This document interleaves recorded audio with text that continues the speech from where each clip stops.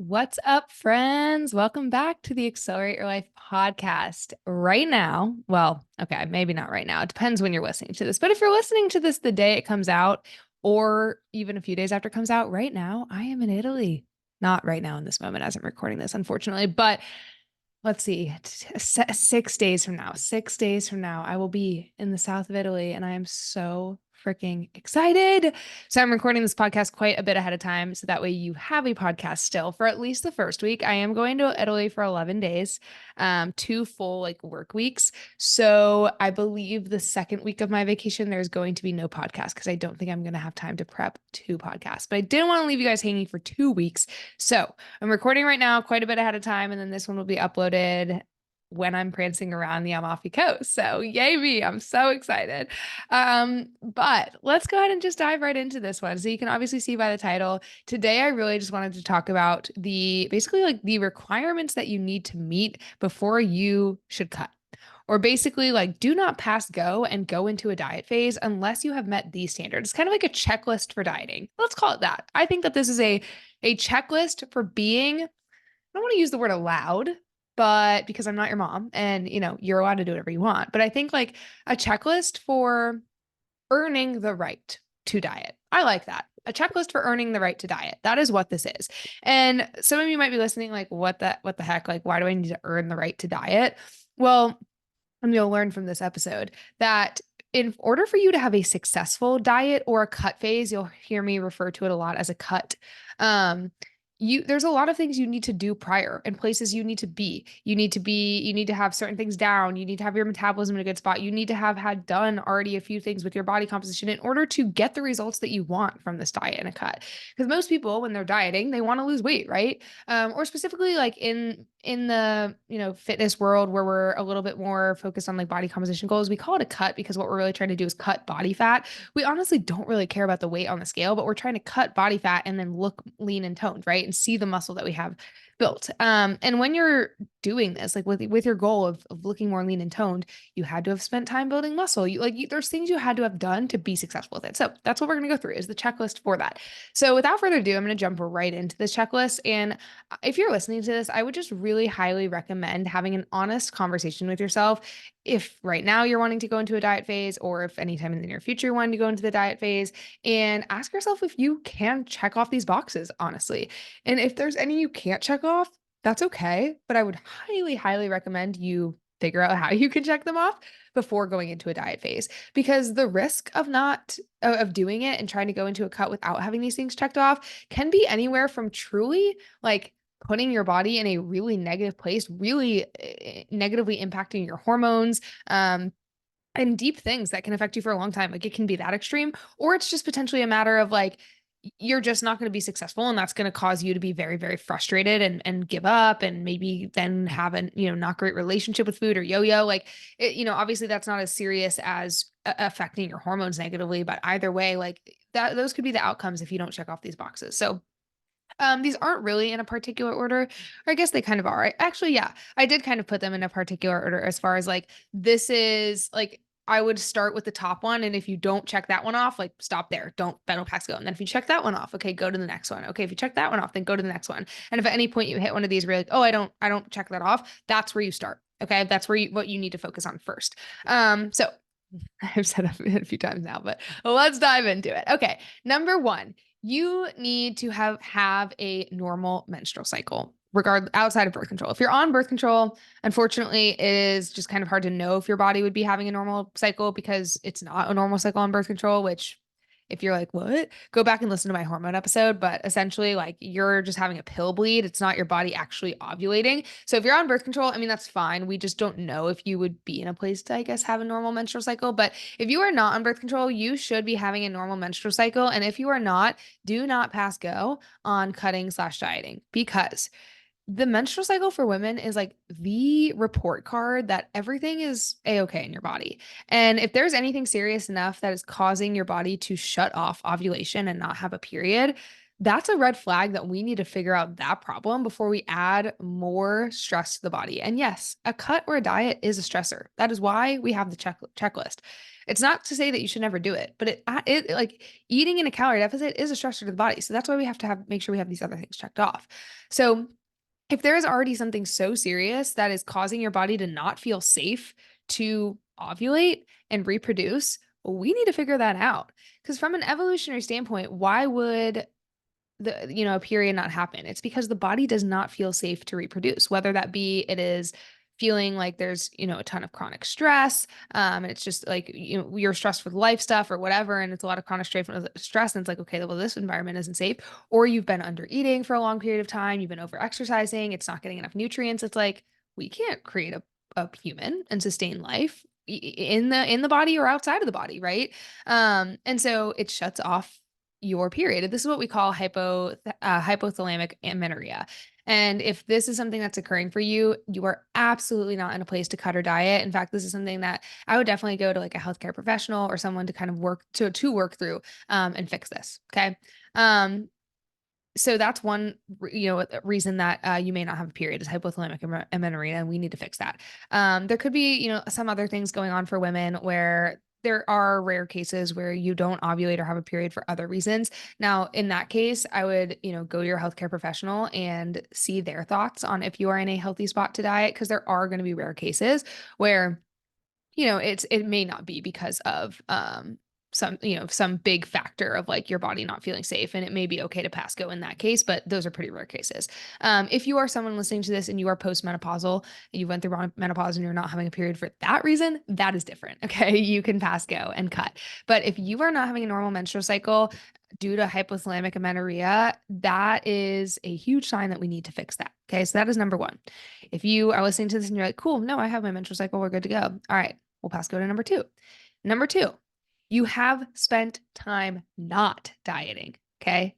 In order to go into a cut or diet, you need to have spent time not dieting. And it seems like common sense, but there's so many women who think that we should just be living in a calorie deficit our whole life.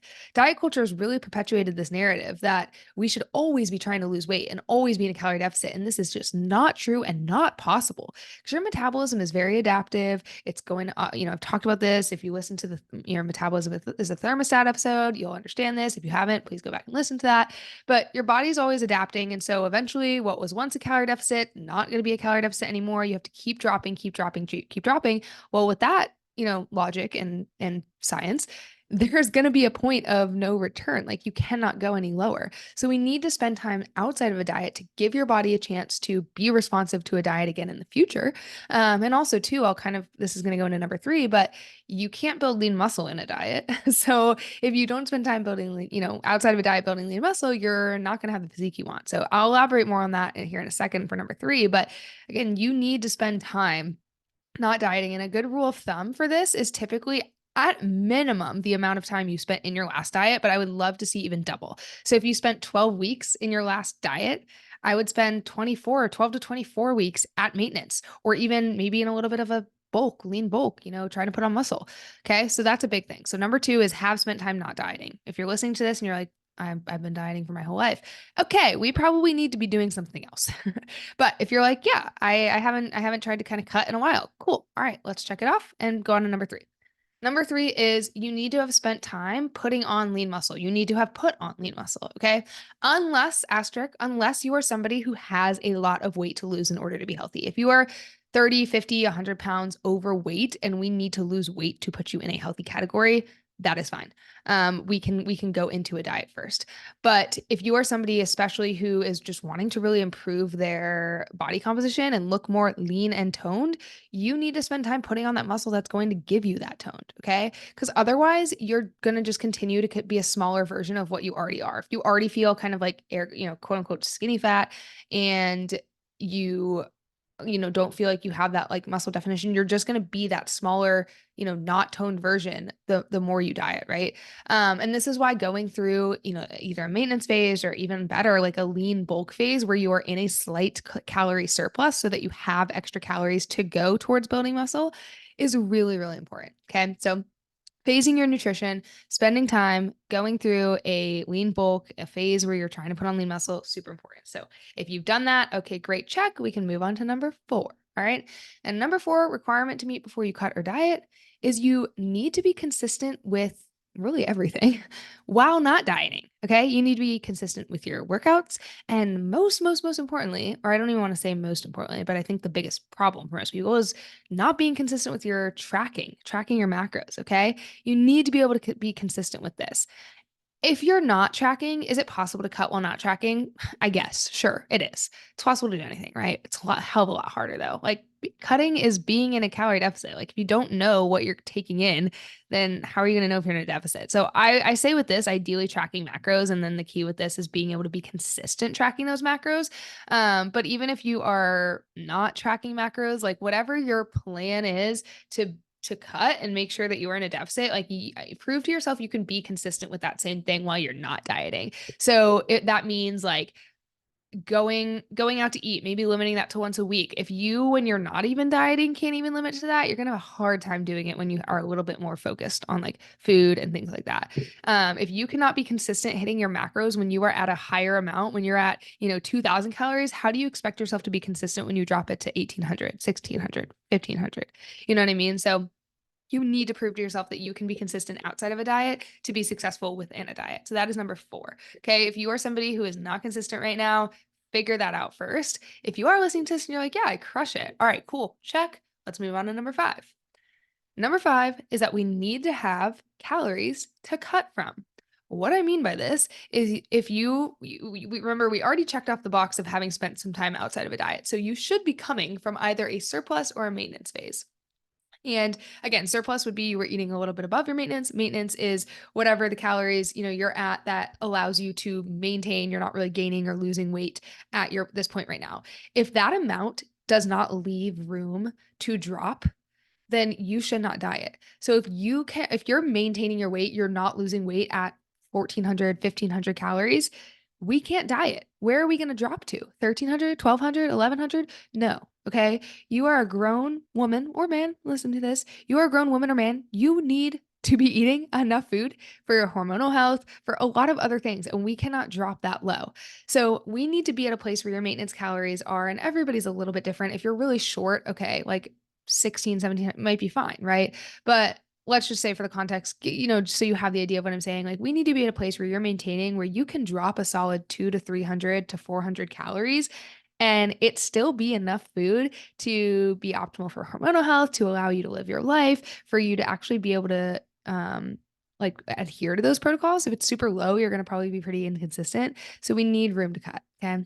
That is number 5. If you are at a low amount of calories right now, maintaining your weight, we need to go all the way back to spending time outside of a diet phase. You obviously have not done that. Okay. But if you are like, yeah, I've done that. I'm great. I'm maintaining at a small, like, let's freaking go. All right, check. Move on to number 6. All right. Number 6, have a good relationship with food, or I'll even say have a neutral relationship with food. I want to use the word neutral because food is just food. Okay. We don't even need to have like a good or bad. It's just food is meant to fuel us.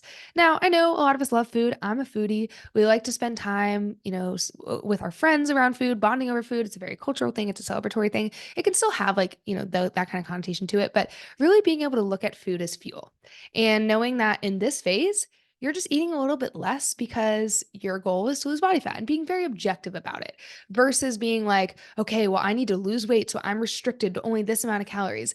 It's the same thing. At the base of what I just said is the same thing, but the mentality that you have around it, you know, um, I'm restricted to this amount versus this is what my body needs to reach this goal, or two very different mentalities. And the second one is a lot more neutral and healthy and allows you to have a better relationship with food. And if you can't look at it like that, you're going to have a really hard time being successful with this diet. This diet is probably going to hurt your relationship with food even more, and that's going to cause long-term problems. So be honest with yourself. This is one where I think a lot of people, you're just not honest with yourself of how do I look at food? Can I be objective about it? Can I do this without it feeling restrictive, right? If you feel like you can, okay, great. Check, move on. Number 7. Okay, these next two are so important. The last two here are so important. Okay. These are where the two things, a lot of the ones I've said so far, you're probably like, okay, makes sense, makes sense. These two things people don't think about, but are so important. Number 7 is check your upcoming lifestyle and see if this even freaking makes sense. Okay. Are we about to enter Thanksgiving and Christmas? Or are you about to go on a 2-week beach vacation at an all-inclusive resort? Are you about to have a crazy exam schedule for school where you're not gonna be able to go to the gym and can't even give a thought to meal prepping? Like, does it make sense to diet right now? Are any of those things that are in that scenario you're setting yourself up for success? Like, there is a right and a wrong time to cut. Okay. And I'm not saying you can't do it through the holidays. We've had tons of clients who do. I've done it, myself, but like, is it something you want to do? Do you feel like you can be like pretty, on top of your stuff through the holidays? If so, awesome. But if you're like, man, I always struggle when it comes to the holidays, like probably trying to force yourself into a cut is not going to be the most ideal. So ask yourself, like, is this a time of life where it makes sense? And if it's not, wait, okay? It is okay to wait. I'll interject here a little client story we had very recently that actually inspired this episode. We had a client who went through all of like 1 through 6 here and checked it off, checked it off, checked it off. She worked so hard. She spent a year getting her metabolism in a really good spot, not dieting, all of that. And then we got to the point where she was ready. She was eating like 2,100 calories. We had plenty of room to drop, but it was about to be the holidays and she was moving and she was going through some big personal life stuff that was super stressful and she lost her job. And it was just like not the time where she was going to be successful. And she was disappointed, but she was like, I do think it's the right thing to wait. So we waited. And now she is absolutely crushing it, like losing weight so easily because her life is just in such a different place. But had she tried to do it through all of that craziness, she probably, I mean, she wouldn't have been successful and she would have been really frustrated with herself. She would have been really down on herself. She probably would have been like, oh, this isn't working for me. I just quit altogether. We might have went into some like binge restrict cycles, like just not good. So set yourself up for success. Okay. Number 7 is, does it make sense? If that part does, lifestyle wise, the next thing is, and the last thing is, are your sleep and stress managed and optimal, ideally? Are your sleep and stress managed? Okay. Are you getting good sleep? These could be two separate things, but are you getting good sleep and are you relatively low stress? Okay. The reason that these are important is because, again, I said this at the top, dieting is a stressor. And that's okay. Our body can handle stressors, but we need to mitigate them. And in order to, have our body feel safe to lose body fat, to not have like a bunch of inflammation, digestion issues, things like that, these other things need to be optimized. Okay. So making sure we're getting 7 to 9 hours of sleep, making sure stress is relatively low. And this kind of goes with the one before, lifestyle, like be honest with yourself. Is this a very stressful time of life? Like, is adding this extra stressor going to do more harm than good? If not, or if it is, like, that's okay. Wait. Okay. But if you check off that one too, you are good to go. All right. You are ready to cut. If you could check off all 8 of those, you are good to cut. Now, I'm going to give you 2 bonus ones though. All right. If you got through all 8, I got 2 bonus ones for you.